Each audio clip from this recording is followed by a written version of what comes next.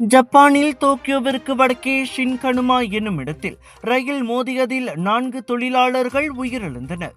ரயில் தண்டவாளத்தில் இருந்த கடைகளை அகற்றும் பணியில் தொழிலாளர்கள் ஈடுபட்டிருந்த போது அவ்விபத்து நிகழ்ந்ததாக உள்ளூர் ஊடகங்கள் செய்தி வெளியிட்டுள்ளன. தகவல் கிடைத்து அங்கு சென்ற போது 3 தொழிலாளர்கள் ரயிலுக்கு அடியில் சிக்கியிருந்ததாகவும் ஒருவர் நடைபாதையில் கிடந்ததாகவும் காவல்துறையினர் தெரிவித்தனர். அவ்விபத்து காரணமாக தோபுனிகோ வழித்தடத்தில் ரயில் சேவை தற்காலிகமாக நிறுத்தப்பட்டது. அவ்விபத்துக்கு முன் ஒரு விசித்திரமான சத்தம் கேட்டதாக ரயிலில் இருந்த பயணி ஒருவர் தமது அனுபவத்தை கூறியுள்ளார். அச்சத்தம் குறித்து ஆய்வு செய்வதாக ஊழியர்கள் அறிவித்ததால் பயணிகள் சிறிது நேரம் ரயிலுக்குள்ளேயே காத்திருக்க வேண்டியிருந்ததாக அவர் குறிப்பிட்டார். தண்டவாளத்தில் பணிபுரியும் தொழிலாளர்களுக்கு ரயில்கள் குறித்து எச்சரிக்கை வழங்கப்படுவது வழக்கம். எனினும் அவ்விபத்தின் போது என்ன நிகழ்ந்தது என்பது தெளிவாக தெரியவில்லை.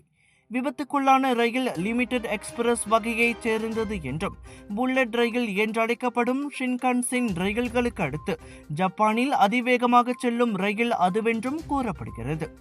பரந்த விரிந்த ரயில்வே கட்டமைப்பை கொண்ட ஜப்பானில் உயிரிழப்பை ஏற்படுத்தும் ரயில் விபத்துகள் நிகழ்வது மிகவும் அரிதாகும்.